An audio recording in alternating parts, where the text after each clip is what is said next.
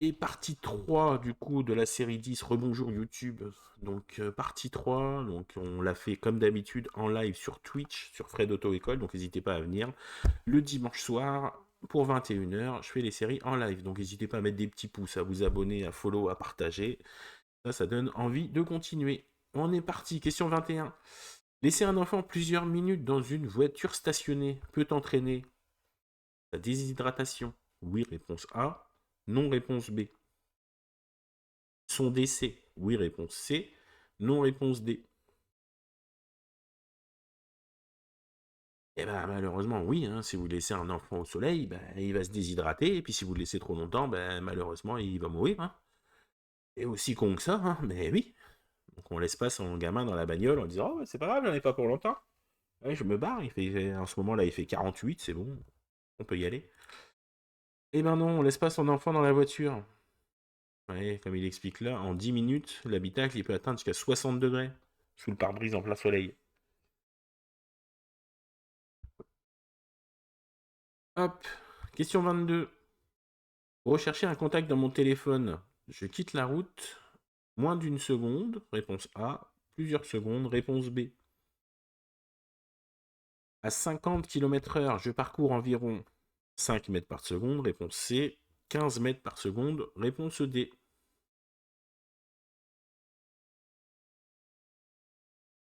Alors, les bonnes réponses, c'est quoi?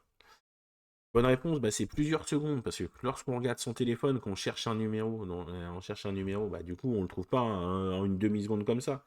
On reste longtemps sur le téléphone et on le regarde en plusieurs fois, donc ça fait plusieurs secondes, on reste longtemps sans regarder la route. Et à savoir qu'à 50 km/h, si vous prenez le chiffre des dizaines, là, qui est 5, vous le multipliez par 3, ça fait que vous parcourez environ 15 mètres par seconde. Donc ça fait quand même beaucoup de mètres à parcourir sans regarder la route. Et après, du coup, vous étonnez de taper un poteau ou de taper un gamin ou de taper une voiture. Ah, bah, j'avais pas vu. Bah, et tu regardais ton téléphone. Et ben, le regarde pas. Voilà. Ça vous va comme réponse? Allez, question 23. Je dois circuler à 80 km/h minimum pour utiliser la voie numéro 1. Réponse A. La voie numéro 2. Réponse B. La voie numéro 3. Réponse C.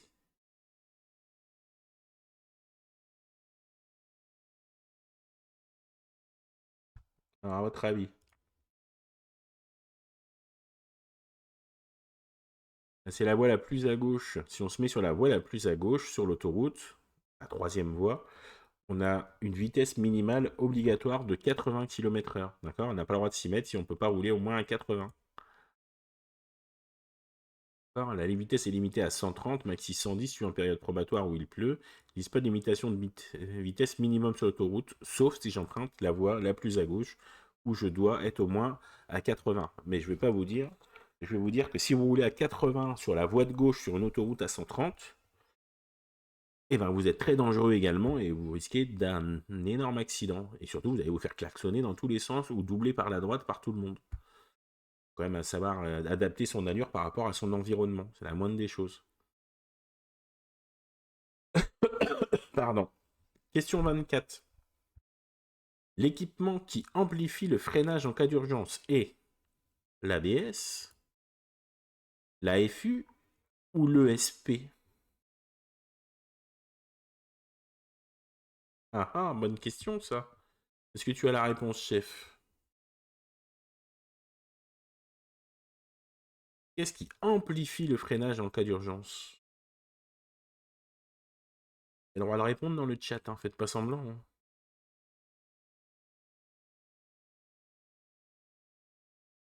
L'ESP, perdu. La réponse, elle est dans la question. Qu'est-ce qui t'aide à freiner? Et coucou Armantis. Eh ben non plus, perdu aussi, c'est pas l'ABS. L'ABS, en fait, c'est quoi? L'ABS, en fait, ça, l'anti-blocage système. Ça, en fait, ça aide à ce que tes roues ne se bloquent pas. Coucou Armantis, j'espère que tu vas bien aussi. Donc ça te sert simplement à freiner et que du coup, bah, tu gardes le contrôle de ton véhicule. Ça veut dire que tes roues, elles se bloquent pas et du coup, tu gardes la maîtrise de ton véhicule. Tu peux continuer à bouger. Ensuite, l'AFU, c'est l'aide au freinage d'urgence, simplement. Donc ça, en fait, c'est un truc qui est automatique dans beaucoup de véhicules maintenant. En fait, ça calcule que, en fait, tu passes très très rapidement du frein, de l'accélérateur au frein. Et comme en fait, c'est un programme qui est dedans, il trouve que c'est pas normal que tu sois passé aussi vite de l'accélérateur au frein. Donc pour lui, c'est que c'est un danger. Donc aussitôt, il amplifie ton frein avant même que tu appuies fort sur le frein. Il va le faire à ta place. Et l'ESP, en fait, c'est pareil. En fait, l'ESP, c'est ce qui t'aide, en fait, c'est électronique, je sais pas quoi, qui t'empêche, en fait, de glisser dans les virages, ça, l'ESP. Donc la bonne réponse, c'est B, l'aide au freinage d'urgence. Alors, qu'est-ce qu'il raconte ici? Voilà, c'est ça, c'est un détecteur qui passe de l'accélérateur au frein, c'est ça. Du coup, l'aide au freinage système, aide au freinage d'urgence. Déclenchement, pas confondre avec le freinage automatique. Non, ah ouais, tu vois, ils s'expliquent même pas l'ESP et machin, mais bon, c'est pas grave. Enfin voilà, en tout cas, vous avez la bonne réponse, c'est l'aide au freinage d'urgence. J'ai dû freiner fort une fois, ça a mis les warnings tout seul. Ouais, t'as certains véhicules qui le font également, qui font ça. Qui font ça, qui mettent le freinage d'urgence et qui allument. Tiens, regarde, d'ailleurs, ils le disent ici. La voiture, alors, l'intensité maximale du freinage à la limite du blocage des roues pour avertir les usagers qui suivent et les feux de détresse s'allument automatiquement. Tu vois, ils le disent ici également. En effet. En fait, c'est un calcul qui fait automatiquement, qui voit que bah, en fait, tu passes très rapidement de l'accélérateur au frein, bah, d'une façon à ce qui n'est pas normal, en fait, c'est qu'il voit vraiment qu'il y a une urgence, et du coup, il amplifie le freinage, et il allume les feux de détresse également, pour prévenir les gens derrière que tu freines très fort. Question 25. Alors, on va regarder la vidéo.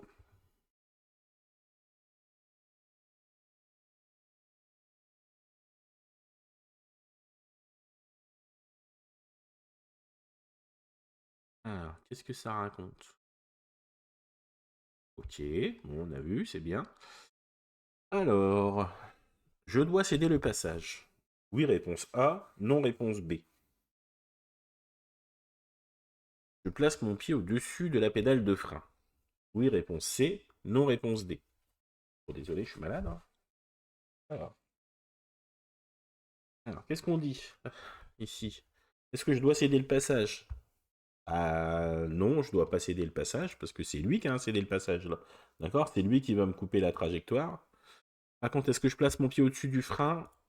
Il est préférable parce que on a l'impression qu'il a pas très envie de s'arrêter et donc il faut que je puisse réagir en conséquence. Si j'ai déjà mon pied au-dessus du frein, bah, du coup je peux juste me ralentir. Je dis pas de freiner, je dis juste d'arrêter d'être en phase d'accélération et de préparer son pied au cas où, de façon à pouvoir s'arrêter et pas d'avoir d'accident. Réponse B et C. Félicitations, Armantis. Question 26. Les objets les plus lourds devraient être placés de préférence le plus haut possible, réponse A, le plus bas possible, réponse B. Deduit. Un chargement lourd nécessite une modification de la hauteur des feux. Oui, réponse C. Non, réponse D.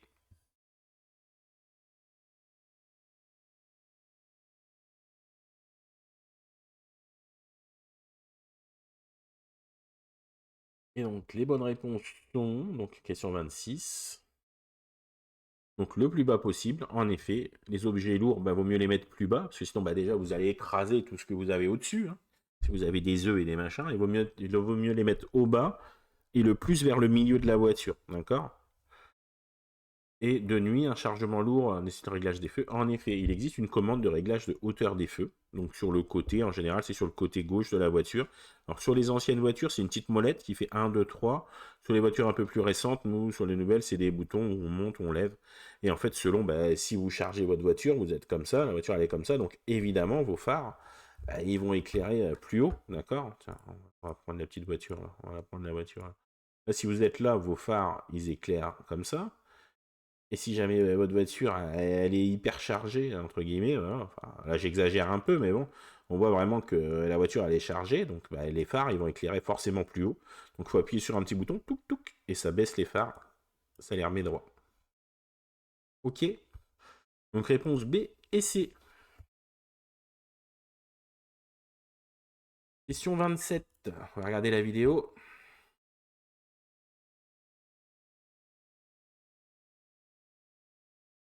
Ok, bon. Je m'arrête avant le passage piéton. Oui, réponse A. Non, réponse B. Je fais signe à cette personne de passer. Oui, réponse C. Non, réponse D. La personne allait traverser. Ah, ou pas. Donc du coup, est-ce que ce que je fais m'arrête pour le laisser passer ou pas? Donc oui, évidemment, je dois m'arrêter pour le laisser passer, hein, parce que à partir du moment où il n'y a pas de feu ici, si j'ai un feu vert, je ne m'arrête pas. À partir du moment où j'ai pas de feu et que le piéton il est de mon côté là, ou même s'il est de l'autre côté, s'il n'y a pas de terre-plein au milieu pour qu'il puisse s'arrêter, je dois m'arrêter et le laisser passer. Donc oui, je dois le laisser passer. Et du coup, je lui fais signe de passer. Bah, le mieux, c'est de ralentir et en même temps de lui faire signe de passer. Comme ça, vous êtes tranquille. Lui, il est au courant, il sait qu'il peut y aller en sécurité. Et vous, vous gagnez du temps aussi, le fait de ralentir et de le prévenir. Comme ça, vous pourrez repartir plus vite. Réponse A et C. Question 28. Un coffre de toit. Waouh, un joli coffre de toit. A une influence sur, donc plusieurs réponses, sur la consommation du carburant. Oui, réponse A. Sur le temps de réaction. Réponse B. Sur la tenue de route. Réponse C. Sur la prise au vent. Réponse D. Désolé les gens, je suis malade. Au moins, comme je dis, vous verrez que je suis pas un robot. D'accord? Alors, les bonnes réponses. Donc on a du... Dans le chat, on a du A, C et D. Et donc, est-ce que ça joue sur la consommation de carburant? Évidemment, parce que bah, du coup, on est plus lourd et on a une prise au vent également. Donc, prise au vent égale consommation de carburant. Donc, prise au vent également. Sur la tenue de route, bah, pareil. Le fait que l'aérodynamisme il est modifié, bah, du coup, ça a une influence également sur la tenue de route. Et qu'est-ce qui modifie le temps de réaction? Je l'ai expliqué tout à l'heure. C'est tout ce qui touche à l'être humain. D'accord? Dans une des questions tout à l'heure, j'ai expliqué tout ce qui touche à l'être humain. Donc, c'est-à-dire la fatigue, les médicaments, l'alcool, la drogue, etc. Tout ce qui touche à l'être humain. Le fait d'être fatigué, d'avoir mal aux yeux, d'avoir mal à la tête, etc. Tout ça, tout ce qui touche à l'être humain modifie le temps de réaction. Donc là, ça touche pas du tout à l'être humain, donc ça ne modifie pas. Donc réponse A, C et D. Encore une bonne réponse sur le chat. Question 29. En période probatoire, l'alcoolémie est sanctionnée à partir de... période probatoire. 0,20 g par litre de sang. Réponse A. 0,30 g d'alcool par litre de sang. 0,50 g d'alcool par litre de sang ou 0,8 g d'alcool par litre de sang.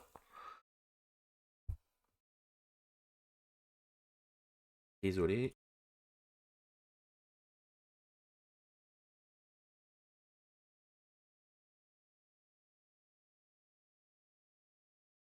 Excusez-moi. Et donc la bonne réponse est la réponse A, 0,20 g d'alcool par litre de sang, d'accord? Donc ce qui fait 0,1 par litre par air expiré en fait, par milligramme par air expiré. Quand vous soufflez, en fait, ça va donner 0,1 par l'air expiré et ça faudra dire que ça fait 0,2 dans le sang, d'accord?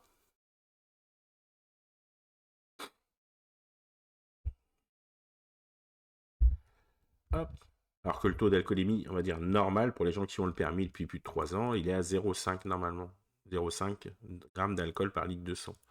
Donc ils disent environ 3 verres, alors que là 0,2, en général, à peine un verre et vous risquez de dépasser. Donc faites attention, ne buvez pas avant de conduire.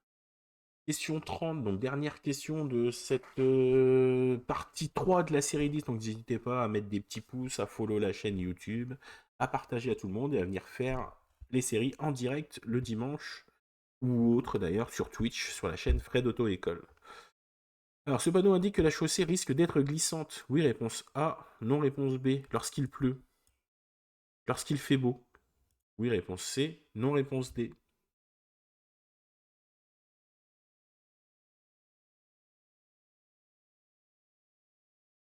Alors,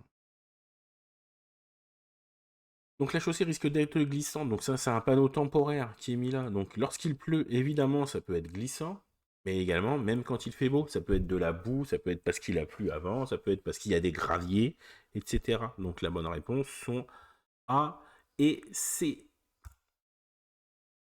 D'accord? Donc du coup, bah, je vais couper là et je vais préparer pour la partie 4.